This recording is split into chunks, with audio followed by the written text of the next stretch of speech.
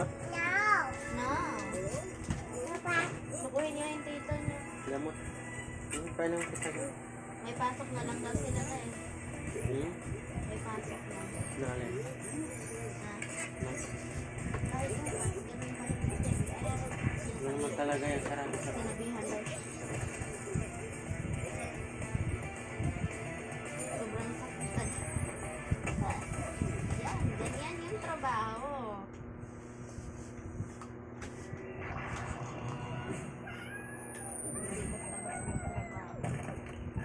Bakit doon kay Bingdam, hindi pa talaga naghanap? Ang haba ng oras nila, tapos ganyan na lang sa Puro Hindi, doon siya sa taas, sa may aircon. babantayan ka lang.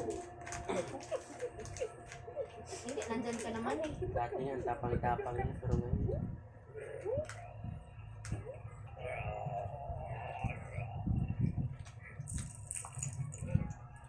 sikreto ko doon. Pagod na ako. Antayin ko si Bing, darating si Mang Bing. Aakyat yan.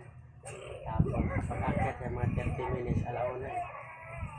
Alas 2 siya nagligpit na ako. Mga 2:20, nagpunas-punas na ako ng kutsi. Antayin ko yung alas 4. Tapos, sabi ko, may tatawag pala siya, Nico. Sabi ko, pinunas ko na yung kutsi mo kasi madumi. Salamat. Patak ng 340. Naghugas na ako ng kamay. Sampay na motor. Paandang. Paglagapak ng pintuan, lalabas na si Mami. Sabayan ko na siya. Sabay kami alis.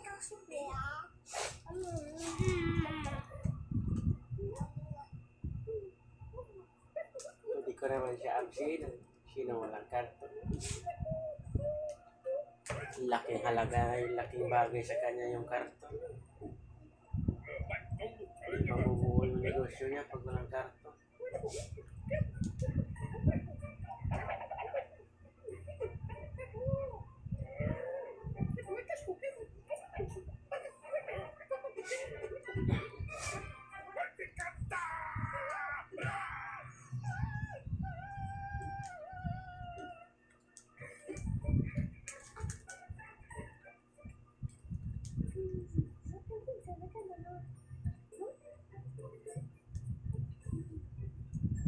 Karga kami kanina. Ano lang kami? 3 ay 4 lang. Sabi ko, ma'am, 4 lang kami. Napakadami yan kasi 700 na box. So, anong plano mo? Sabi ko, dagdagan natin, ma'am, kahit isa lang.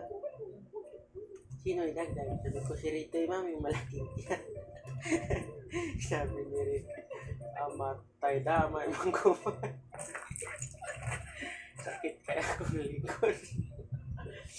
May mataba din kayo. Dakot din. Marag si Ronel. Dakot pa ni Ronel. Pero hindi naman kayo akyat baba. Paano akyat baba? Sa, di ba may 4th floor pa? Yung 40 na karta na doon sa 4th floor. Tapos yung 150 na sa 3rd. Tapos yung 70 second.